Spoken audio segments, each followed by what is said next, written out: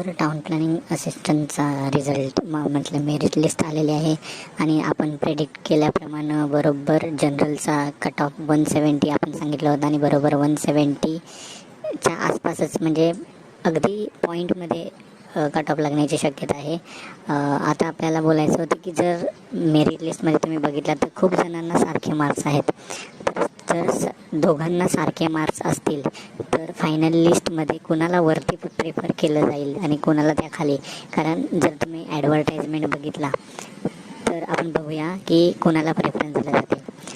तर त्यांनी जी detail advertisement काढले त्यामध्ये त्यांनी असं मेन्शन केलं नाही आहे की कुणाला वरती प्रेफरन्स दिला जाईल. पण या अगोदरच्या ज्या एक्झाम्स झाल्या त्यामध्ये असं मेन्शन होतं किंवा असते असं जनरली मेन्शन की ज्यांची एज प्रेफर केलं जातं. ज्यांची एज जास्त त्यांना वरती प्रेफरन्स दिला जातो. पण जर तुम्ही डिटेल ॲडव्हर्टाइजमेंट बघितला टाउन प्लॅनिंग असिस्टंटची त्यामध्ये असं मेन्शन तर केलं नाही आहे.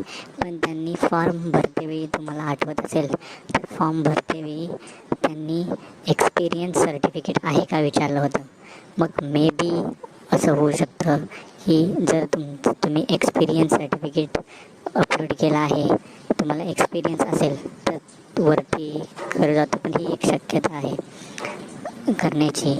नाहीतर मग जसं जनरली केलं जातं एजनुसार तसं करू शकतात. नाहीतर मग हायर एज्युकेशन, कारण त्यांनी एक्झामच्या ॲडव्हर्टाइजमेंटमध्ये तसं काहीच दिलेलं नाही आहे.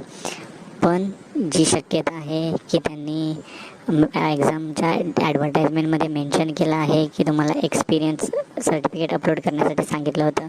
मग मे बी ते रेफर केलं जाऊ शकतं किंवा मग एज असंच आहे.